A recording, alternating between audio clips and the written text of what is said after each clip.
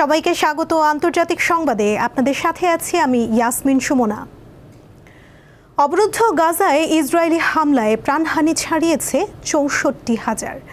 গাজার স্বাস্থ্য মন্ত্রণালয় জানায় শুক্রবার ইসরায়েলি আগ্রাসনের ৭০০তম দিনে উপত্যকা জুড়ে অন্তত ৬৯ ফিলিস্তিনিকে হত্যা করে নেতানিয়াহুর সামরিক বাহিনী।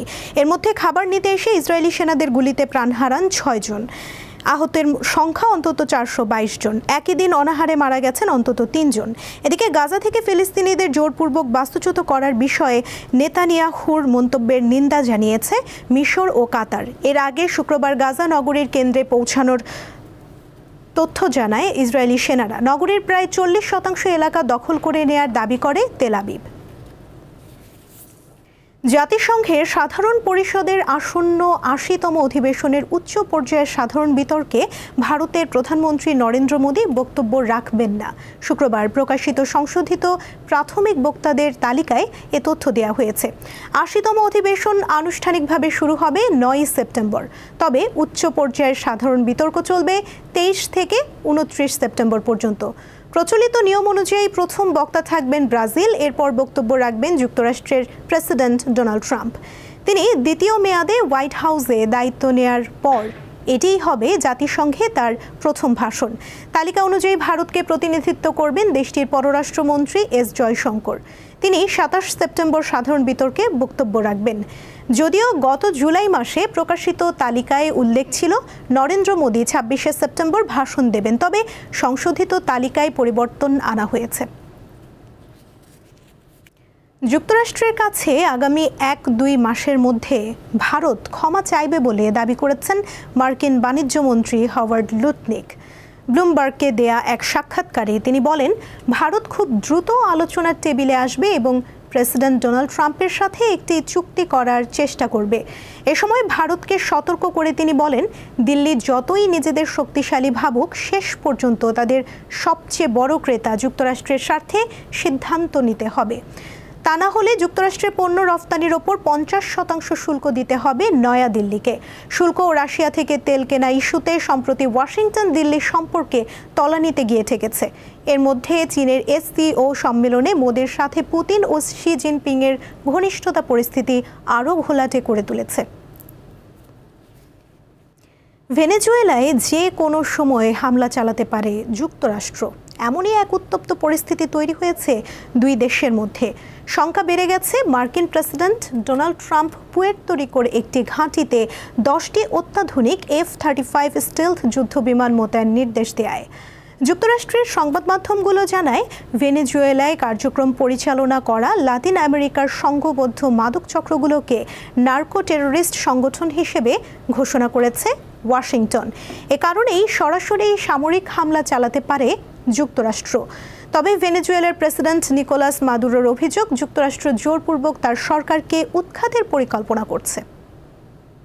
যুদ্ধবিরতির পর নিরাপত্তার স্বার্থে ইউক্রেনে ২৬টি দেশের সেনা মোতায়েনের পরিকল্পনা কঠোরভাবে প্রত্যাখ্যান করেছেন রুশ প্রেসিডেন্ট ভ্লাদিমির পুতিন।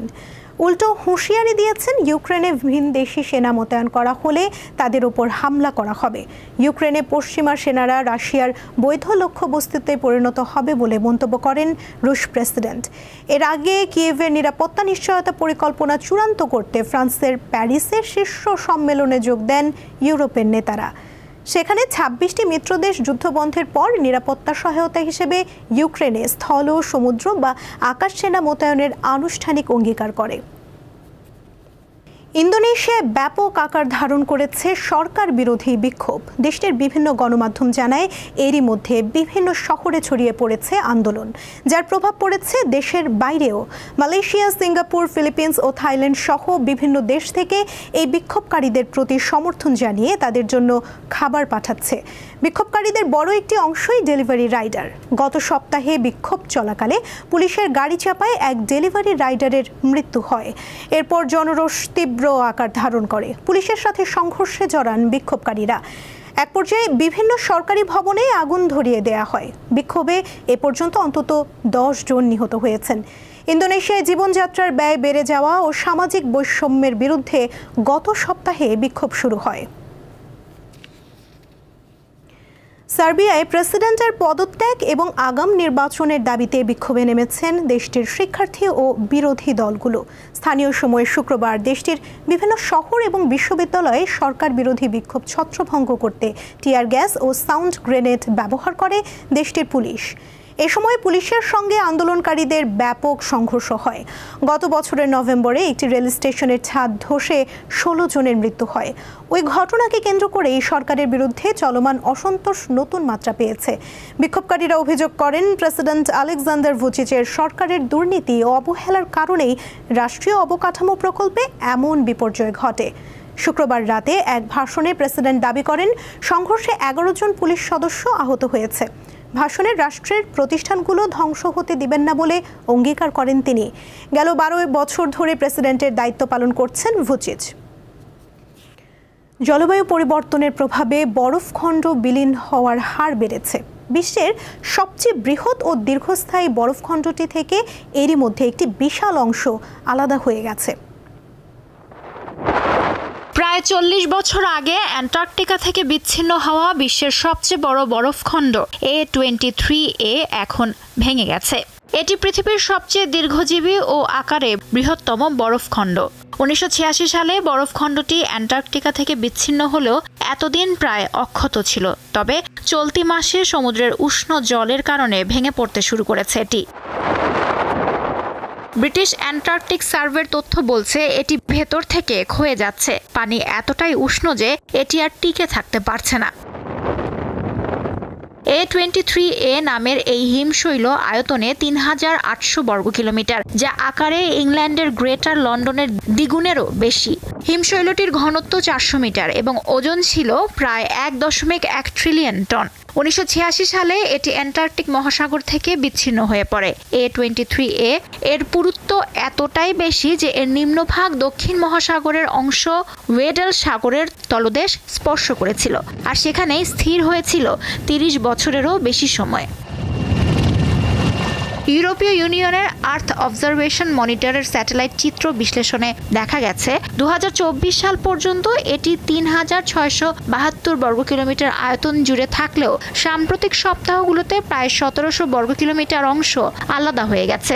বরফখণ্ডটি ওডেল সাগরে 3 দশকেরও বেশি সময় স্থির ছিল, কিন্তু 2020 সালে এটি মুক্ত হয়ে আইসবার্গ অ্যালি ধরে দক্ষিণ আটলান্টিক মহাসাগরে প্রবেশ করে। তবে গত মে মাসে এটি আবার ভাসতে শুরু করে। এখন এটি প্রবল গতিতে উত্তরের দিকে এগোচ্ছে এবং দিনে প্রায় 20 কিলোমিটার পর্যন্ত ভেসে চলেছে। এ প্রসঙ্গে বিজ্ঞানীরা বলেছেন, আইসবার্গ ভাঙা স্বাভাবিক, কিন্তু মানবসৃষ্ট জলবায়ু পরিবর্তনের কারণে অ্যান্টার্কটিকা থেকে বরফখণ্ড বিচ্ছিন্ন হওয়ার হার বেড়ে গেছে। উষ্ণ জল, শক্তিশালী ঢেউ এবং বাতাসের কারণে A23A এর মতো মেগাবার্গগুলো আর টিকে থাকতে পারছে না। সেজন্য A23A শৈলখণ্ডের পতন শুধু একটি প্রাকৃতিক ঘটনা নয়, বরং এটি জলবায়ু সংকটের এক জীবন্ত প্রতিচ্ছবি। এটি আমাদের মনে করিয়ে দেয় পৃথিবীর বরফখণ্ডগুলো আর নিরাপদ নয় এবং জলবায়ু নীতিতে জরুরি পরিবর্তন প্রয়োজন।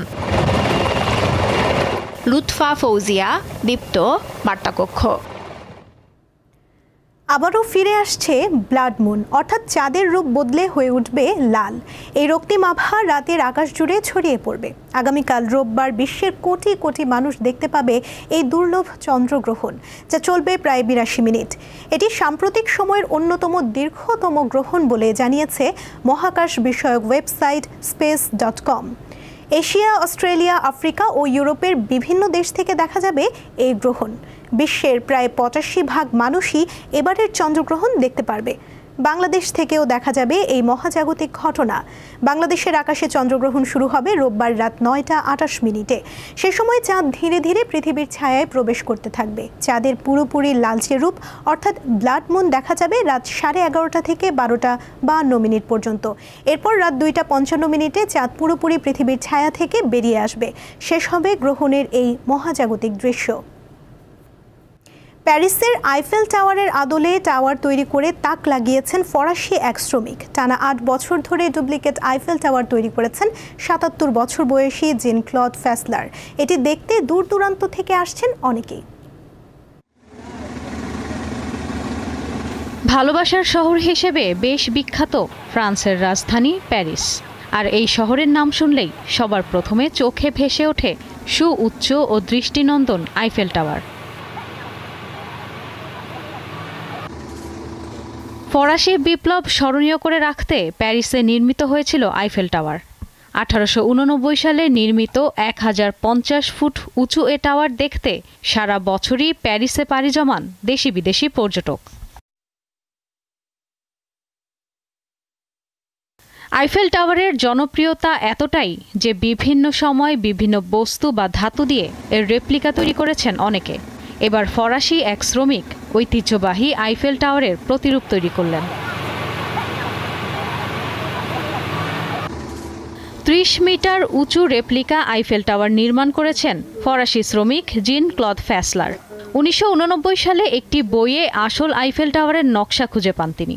তখন থেকেই ইচ্ছা ছিল কোনো একদিন আইফেল টাওয়ারের রেপ্লিকা বানাবেন। আসল আইফেল টাওয়ারটি 300 মিটার উঁচু আর আমি তৈরি করেছি 30 মিটার। এর মানে হলো আমি আইফেল টাওয়ারের 1.5 তৈরি করেছি। 2017 সাল থেকে এই রেপ্লিকা নির্মাণের কাজ করেছেন ফ্যাসলার। প্রায় 8 বছর ধরে এটার কাজ করেছি। এটি বানাতে আমার নাতি অনেক সাহায্য করেছে। এটি শেষ করতে পেরে আমি খুশি ও গর্বিত। আইফেল টাওয়ারের রেপ্লিকাটি এরই মধ্যে স্থানীয় ও পর্যটকদের কাছে কৌতূহল সৃষ্টি করেছে। অনেকে এটি দেখতে দূর দূরান্ত থেকে আসছেন। স্টিল সহ আধুনিক সব উপকরণ দিয়ে তৈরি করা হয়েছে এটি। আলসেসের সেন্ট মেরি অক্স মাইন্সে রেপ্লিকাটি প্রদর্শিত হচ্ছে। এটি বিক্রি করে খরচ পুষিয়ে নিতে পারবেন এমনটাই আশা ফ্যাসলারের। ইশরাত সুমা, দীপ্ত বার্তা কক্ষ। এই ছিল আন্তর্জাতিক সংবাদে। এরপর বিকেল 5টায় জেলার সংবাদ দেখার আমন্ত্রণ রইল। এছাড়া আরও তথ্য পেতে যুক্ত থাকুন দীপ্ত ডিজিটাল প্ল্যাটফর্মের সাথে। ধন্যবাদ সবাইকে।